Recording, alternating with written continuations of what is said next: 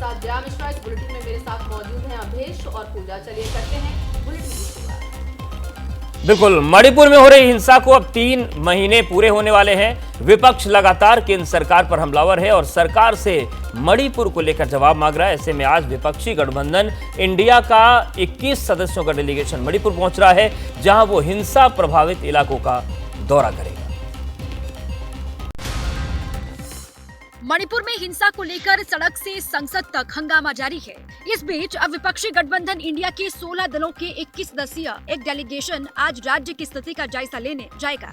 ये डेलीगेशन हिंसा प्रभावित इलाकों का दौरा करेगा, रिलीफ कैंप्स में लोगों से बात करेगा और फिर गवर्नर के समक्ष उनकी बात रखेगा, जिसमें कांग्रेस के 4 सांसद, जेडीयू के 2 सांसद, टीएमसी का 1 सांसद, डीएमके का 1 सांसद, आरएलडी का 1 सांसद, शिवसेना का 1 सांसद, आप से 1 सांसद के अलावा दूसरे विपक्षी दलों के 10 और सांसद डेलीगेशन का हिस्सा होंगे। वहाँ पे पीस रिस्टोर करवाने के लिए जो हमारे हाथ से हो सकता है, जो हम कर सकते हैं वो करेंगे करके एक मैसेज देने के लिए वहाँ पे जा रहे हैं। विपक्ष की मांग है कि पीएम मोदी मणिपुर हिंसा पर बयान दे और सरकार मामले पर चर्चा करे। वहीं केंद्र सरकार का कहना है कि सरकार और पीएम मोदी संसद के दोनों सदनों में मणिपुर हिंसा पर चर्चा के लिए तैयार है। कि सरकार तैयार होने के बावजूद विपक्ष चर्चा नहीं कर रही। इतने गंभीर और संवेदनशील विषय पे राजनीतिकरण करने की कोशिश की जा रही है। और इसी बीच एक बड़ी खबर आपको दे, लोकसभा में कांग्रेस के नेता अधीर रंजन चौधरी ने मणिपुर रवाना होने से पहले सरकार पर सवाल खड़े किए। अधीर रंजन चौधरी ने कहा कि सरकार मणिपुर पर गंभीर नहीं है, सरकार मणिपुर पर बहुत कुछ छुपा रही है, मणिपुर का मुद्दा और ज्यादा गंभीर होता जा रहा है। अधीर रंजन चौधरी ने देखिए बड़े सवाल खड़े किए कि हमें मणिपुर में कई जगह पर नहीं जाने दिया जाएगा। जाने से पहले यह बयान अधीर रंजन चौधरी का। पहल करें और साथ साथ सामान्य स्थिति जल्द से जल्द वहाँ बहाल हो, यही हमारा मकसद है। पीड़ितों को देखभाल किया जाए सही ढंग से, साथ साथ पुनर्वास की इंतजाम भी किए जाना चाहिए। ये सारे मुद्दे हैं हमारे, क्योंकि ये सरकार जिस ढंग से ये मणिपुर की मुद्दे को दिखाना चाहते हैं, ये सिर्फ कानून और स्थिति की मसला नहीं है, ये जाति दंगा है। हिंदुस्तान को आम लोग ये समझना चाहिए, जाति दंगा, ये जाति दंगा आज तक हिंदुस्तान में इस तरीके के नहीं हुई। ये जाति दंगा को मद्देनजर आज हमें सोचना चाहिए। सारे दुनिया में ये मुद्दे चर्चा में आ गए हैं, सिर्फ कानून और स्थिति की। और वहीं मणिपुर में शांति बहाली के लिए केंद्र सरकार ने कोशिशें तेज कर दी है। कुकी और मैतेई समुदाय में जारी संघर्ष को खत्म करने के लिए दोनों को बातचीत की टेबल पर लाने के प्रयास भी हो रहे हैं। और इसी के बीच मैतेई समुदाय का कुकी ग्रुप आज इम्फाल में शांति मार्च निकालने वाला है। मणिपुर में शांति बहाली के लिए हर तरफ से प्रयास किए जा रहे हैं। हर तरफ सांसदों का दल मणिपुर में शांति बहाली का प्रयास कर रहा है। तो खुद मणिपुर में coordinating committee on Manipur integrity यानी कोकोमी आज इम्फाल में शांति मार्च निकालेगा। ये रैली मैतेई समुदाय के संगठन कोकोमी ग्रुप की तरफ से आयोजित की गई है। माना जा रहा है कि इस रैली में बड़ी संख्या में मैतेई समुदाय के लोग शामिल होने वाले हैं। कोकोमी ग्रुप की रैली सुबह 11 बजे इम्फाल वेस्ट से शुरू होगी। शुक्रवार को दिल्ली में कुकी जो महिला मंच ने जंतर मंतर पर विरोध प्रदर्शन किया और मणिपुर के पहाड़ी जिलों में रहने वाली आदिवासी आबादी के लिए अलग प्रशासन की मांग की है। प्रदर्शनकारियों ने जाति हिंसा से घिरे राज्य में राष्ट्रपति शासन लगाने की भी मांग की है और इस विरोध में बड़ी संख्या में लोग शामिल हुए। मणिपुर में 3 मई को कुकी समुदाय की ओर से निकाले गए आदिवासी एकता मार्च के दौरान हिंसा भड़की थी। इस दौरान कुकी और मैतेई समुदाय के बीच हिंसक झड़प हो गई थी। तब से ही राज्य के हालात तनावपूर्ण बने हुए हैं। मध्य प्रदेश में बीजेपी को दोबारा सत्ता में वापसी कराने के लिए बीजेपी के चुनावी चाणक्य के गृह मंत्री अमित शाह ने चुनाव कमान अपने हाथों में ले ली है। बीजेपी की चुनावी तैयारियों को लेकर गृह मंत्री अमित शाह लगातार मध्य प्रदेश के दौरे पर हैं। गुरुवार दोपहर तक भोपाल में रहने वाले अमित शाह आज फिर भोपाल पहुंच रहे हैं, जहां वो मध्य प्रदेश बीजेपी की टॉप लीडरशिप के साथ मीटिंग करेंगे। मध्य प्रदेश विधानसभा चुनाव को लेकर गृह मंत्री अमित शाह कितने गंभीर हैं, इसे उनके दौरे से समझा जा सकता है। 48 घंटे में गृह मंत्री का ये दूसरा एमपी दौरा होगा। जुलाई महीने की 11 तारीख को गृह मंत्री अमित शाह भोपाल गए थे। रात को पार्टी मुख्यालय में नेताओं के साथ रणनीति बनाई। फिर इसी 26 जुलाई को भी अमित शाह भोपाल पहुंचे थे और अब 29 जुलाई को फिर से भोपाल और इंदौर के दौरे पर जाने वाले हैं। दरअसल मध्य प्रदेश विधानसभा चुनाव में भाजपा शाह फॉर्मूले पर लड़ने जा रही है। अमित शाह 7 बजे भोपाल आएंगे, जहां वो बीजेपी की कोर टीम के साथ मीटिंग करेंगे। अमित शाह ने एमपी के नेताओं को बीते 2 दौरों के दौरान कुछ टास्क दिए थे, जिनका वो फॉलो भी लेंगे। अगले दिन 30 जुलाई को शाह इंदौर जाएंगे, जहां वो परशुराम की जन्मस्थली पहुंचकर ब्राह्मण वर्ग को साधने की कोशिश करेंगे। इसके साथ ही भारतीय जनता पार्टी की भी नजर दलित और आदिवासी वोट बैंक को साधने की है। मध्य प्रदेश में इस साल के आखिर में विधानसभा के चुनाव होने वाले हैं। ऐसे में चुनाव की तैयारियों के सिलसिले में केंद्रीय गृह मंत्री अमित शाह की सक्रियता ने कांग्रेस नेताओं की बेचैनी बढ़ा दी है। तो 48 घंटे में गृह मंत्री का दूसरा एमपी दौरा, लेकिन ऐसा नहीं है कि बीजेपी की नजर सिर्फ मध्य प्रदेश पर हो। राजस्थान में भी बीजेपी की सेंट्रल लीडरशिप का आना जाना लगा हुआ है। बीजेपी अध्यक्ष जेपी नड्डा आज एक बार फिर से राजस्थान का दौरा करने वाले हैं। जेपी नड्डा साल के अंत में होने वाले विधानसभा चुनाव की तैयारियों का जायजा लेने के लिए आज 10 बजे जयपुर पहुंचने वाले हैं, जहां वो सबसे पहले मोती डुंगरी गणेश मंदिर जाकर दर्शन करेंगे। जिसके बाद जेपी नड्डा चुनाव की रणनीति तैयार करने के लिए बीजेपी की राजस्थान यूनिट की कोर कमेटी की बैठक की अध्यक्षता करेंगे। इस दौरान केंद्रीय मंत्री और राजस्थान बीजेपी के चुनाव प्रभारी प्रहलाद जोशी, उनके साथ प्रदेश चुनाव सह प्रभारी नितिन पटेल भी मौजूद रहेंगे। बीजेपी दिसंबर में होने वाले चुनावी मुकाबले के सुरताल दुरुस्त कर रही है। गहलोत सरकार को टक्कर देना उसकी रणनीति के केंद्र बिंदु में है। ऐसे में बीजेपी अशोक गहलोत को रोकने के लिए एड़ी चोटी का जोर लगा रही है। हालांकि सवाल यह है कि क्या बीजेपी एक बार फिर से वसुंधरा राजे को चुनाव समिति की प्रमुख बनाएगी। खबरदार रहिएगा, भारतीय जनता पार्टी जनता के आशीर्वाद से आएगी। राजस्थान में विधानसभा चुनाव को लेकर एबीपी न्यूज के ओपिनियन पोल में भी ये बात सामने आई थी कि इस बार राजस्थान में बीजेपी जीत का स्वाद चखने वाली है। हालांकि सचिन पायलट इससे इत्तेफाक नहीं रखते। 2023 में भारी बहुमत के साथ कांग्रेस की सरकार बनने जा रही है।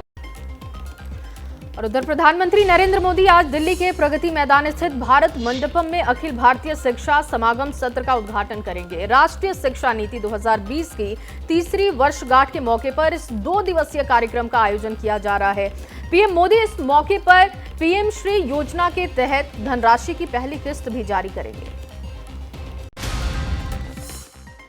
प्रधानमंत्री नरेंद्र मोदी आज दिल्ली में अखिल भारतीय शिक्षा समागम का उद्घाटन करेंगे।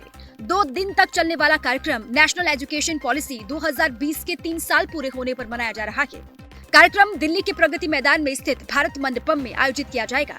इस कार्यक्रम के दौरान PM Modi PM Shri scheme के तहत धनराशि की पहली किस्त भी जारी करेंगे।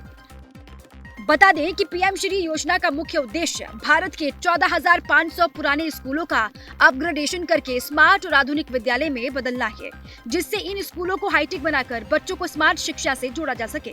योजना के तहत अपग्रेड स्कूलों में नेशनल एजुकेशन पॉलिसी की झलक दिखाई देगी। पीएम श्री स्कूल को ग्रीन स्कूल के रूप में विकसित किया जाएगा, जिसमें सौर पैनल और एलईडी लाइट, प्लास्टिक मुक्त, जल संरक्षण से संबंधित परंपराओं को शामिल किया जाएगा। अखिल भारतीय शिक्षा समागम के कार्यक्रम के चलते यूपी में आज मुहर्रम की छुट्टी रद्द कर दी गई है। यूपी के स्कूलों में कार्यक्रम की लाइव स्ट्रीमिंग होगी, जिसमें छात्र और शिक्षक हिस्सा लेंगे। उत्तर प्रदेश के बुलडोजर की चर्चा लगभग 1000 किलोमीटर दूर कोलकाता में हो रही है। दरअसल कोलकाता हाई कोर्ट में अवैध निर्माण के एक मामले में सुनवाई के दौरान जस्टिस अभिजीत गांगुली ने कोलकाता नगर निगम पर ऐसी टिप्पणी कर दी जो टीएमसी को चुभ गई। जस्टिस गांगुली ने कोलकाता में भी अवैध निर्माण हटाने के लिए बुलडोजर लगाए जाने की राय दी। यूपी के मुख्यमंत्री योगी आदित्यनाथ अपने कड़े प्रशासन और बेबाक अंदाज के अलावा एक और वजह से वर्ल्ड फेमस है, वो है योगी सरकार का बुलडोजर। वहाँ देखो बुलडोजर भी खड़े हैं मेरी सभा में। यूपी के मुख्यमंत्री योगी की चर्चा इन दिनों कोलकाता हाईकोर्ट में हो रही है। कोलकाता हाईकोर्ट में अवैध निर्माण के मामले में जज ने नगर निगम पर कुछ ऐसी टिप्पणी कर दी जिसके बाद से राजनीति शुरू हो गई। हाईकोर्ट में जस्टिस अभिजीत गांगुली अवैध निर्माण से जुड़े एक मामले की सुनवाई कर रहे थे। सुनवाई के दौरान जस्टिस गांगुली ने नगर निगम पर टिप्पणी करते हुए कहा कि अवैध निर्माण को हटाने के लिए योगी आदित्यनाथ का बुलडोजर किराए पर ले सकते हैं। कोर्ट में जस्टिस गांगुली की इस टिप्पणी के बाद हंगामा मच गया। कोर्ट की टिप्पणी के बाद टीएमसी बैकफुट पर आ गई, जिसके बाद कोलकाता के मेयर फिरहाद हाकिम ने सरकार के बचाव में बयान दिया कि उन्हें बुलडोजर वाली अवधारणा पर कोई भरोसा नहीं है। हालांकि टीएमसी की सरकार किसी भी अवैध निर्माण के खिलाफ है। टीएमसी प्रवक्ता कुणाल घोष ने जस्टिस गांगुली को टीएमसी विरोधी करार दिया है। बिहार के मुजफ्फरपुर में अपराधियों का मनोबल सिर चढ़कर बोल रहा है। बीते दिनों एक छात्र की गोली मारकर हत्या कर दी गई थी और इसको लेकर जमकर बवाल हुआ था, लेकिन अब अपराधियों ने किराना व्यवसायी को अपना निशाना बना लिया। बिहार का मुजफ्फरपुर एक बार फिर ताबड़तोड़ फायरिंग से दहल उठा है। देर रात किराना व्यापारी पर बदमाशों ने फायरिंग कर और बेखौफ बदमाश मौके से फरार हो गए। वहीं व्यापारी ने अस्पताल में इलाज के दौरान दम तोड़ दिया। मामला मुजफ्फरपुर के शहबाजपुर इलाके का है, जहां व्यापारी पर बाइक सवार बदमाशों ने गोलियां बरसा दी। आनन फानन में दुकानदार को अस्पताल ले जाया गया, जहां उसने दम तोड़ दिया।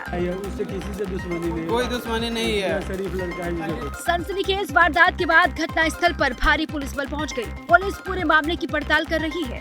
पुलिस के मुताबिक किसी विवाद के चलते व्यापारी की हत्या की गई। पारिवारिक विवाद तो नहीं है, व्यक्तिगत विवाद है, चूंकि इनके भाई का भी लंबा आपराधिक इतिहास है, वो भी जेल में ही है। संभवतः ऐसी ही किसी घटना का बदला लेने के लिए या ऐसी ही किसी पुरानी रंजिश के क्रम में ये घटना घटित हुई। बता दें कि इन दिनों मुजफ्फरपुर में law and order out of control है। बीते 8 दिनों में फायरिंग की ये 5वीं वारदात है। अपराधी लगातार प्रशासन को चुनौती दे रहे हैं और प्रशासन सिर्फ अपराधी को पकड़ने की रणनीति बना रहा है। और उधर दिल्ली एनसीआर में कल से हो रही बारिश ने लोगों की मुसीबतें बढ़ा रखी हैं। बारिश से सड़कों पर जल भराव हो गया है। रुक रुक कर हो रही बारिश ने हालात बाढ़ जैसे फिर से कर दिए हैं। मौसम विज्ञान विभाग ने अभी और 2 से 3 दिन भारी बारिश की चेतावनी जाहिर की है। देश भर में बाढ़ बारिश से हाहाकार मचा हुआ है। दिल्ली एनसीआर में भी बारिश ने लोगों की मुश्किलें बढ़ा दी हैं। दिल्ली में एक तरफ यमुना में लगातार जलस्तर बढ़ रहा है, तो वहीं बारिश के बाद सड़कों पर जल जमाव हो गया। मौसम विभाग ने दिल्ली में बारिश का येलो अलर्ट जारी किया है। ऐसे में लगातार बारिश ने दिल्ली को मुसीबत में डाल दिया है। दिल्ली से सटे गुरुग्राम में लगातार बारिश से वाहनों पर ब्रेक लग गए। जल जमाव के बाद सड़कों पर गाड़ियों की लंबी कतारें लग गईं। सड़कें पानी से लबालब भर गईं। ऐसे में ट्रैफिक कई घंटों तक प्रभावित दिखाई दिया। दिल्ली गुरुग्राम एक्सप्रेसवे पर बारिश के चलते लंबा जाम लग गया और दिल्ली से गुरुग्राम आने वाले लोगों को भारी परेशानी उठानी पड़ी। इतना ही नहीं, बारिश से शहर के कई इलाकों में सीवर ओवरफ्लो हो गए। यूपी के नोएडा में बारिश के बाद शहर में जाम की स्थिति पैदा हो गई। दिल्ली से नोएडा जाने वाले बॉर्डर पर लोगों को घंटों जाम से जूझना पड़ा। तेज बारिश के बाद ट्रैफिक व्यवस्था पूरी तरह से ठप दिखाई दी। आंध्र प्रदेश में फर्जी वोटर्स का मुद्दा तूल पकड़ता जा रहा है। राजनीतिक दल स्टेट इलेक्शन कमीशन पर मनमाने तरीके से मतदाता सूची में बदलाव करने के आरोप लगा रहे हैं। డెలిబరేట్గా ఎవరైనా చేసి ఉంటే, ఫర్ ఎగ్జాంపుల్ ఊర్వకొండ 2 BLOస్ని మొన్న 2 months బ్యాక్ సస్పెండ్ చేయడం జరిగింది. ఎందుకంటే అక్కడ కొంతమందిని డెలిబరేట్గా తీసేశారు. But I do not deny this is not correct. Andhra Pradesh की वोटर लिस्ट में लगातार गड़बड़ियां देखने को मिल रही हैं और इसका सबसे बड़ा सबूत है प्रदेश के chief election officer Mukesh Kumar Meena का ये कबूलनामा। मुकेश कुमार मीना के इस कबूलनामे के बाद उन्हें दिल्ली तलब किया गया। दरअसल 2019 विधानसभा चुनाव से पहले YSRCP, जो तब विपक्ष में थी, उसने आरोप लगाया था कि राज्य में 60 लाख फर्जी वोट थे। तो अभी की विपक्षी पार्टी TDP ने दावा किया है कि इस समय लगभग 40 लाख फर्जी वोट दर्ज किए गए हैं। TDP ने इसके लिए सीधे सीधे सत्तारूढ़ दल को जिम्मेदार बताया है। ఇది ప్రపంచంలో 7 వింతలు ఉన్నాయి, ఇది 8వ వింత. ఎంత మ్యానిపులేట్ చేస్తున్నారో ఇది ఒక బెస్ట్ ఎగ్జాంపుల్। ऐसे में सवाल है कि क्या आंध्र प्रदेश में मतदाता सूची में इतनी आसानी से बदलाव संभव है? देखने वाली बात ये भी होगी कि इलेक्शन कमीशन ऑफ इंडिया इस मुद्दे पर क्या फैसला लेता है। दिल्ली के पंजाबी बाग स्थित भारत दर्शन पार्क में बिग FM और ग्रीन स्टूडियो का एक कार्यक्रम आयोजित हुआ, जिसमें वेस्ट मटेरियल से तैयार एक विशाल रेडियो सेट का इनॉग्रेशन किया गया और लोगों से प्लास्टिक के कम इस्तेमाल करने की अपील की गई।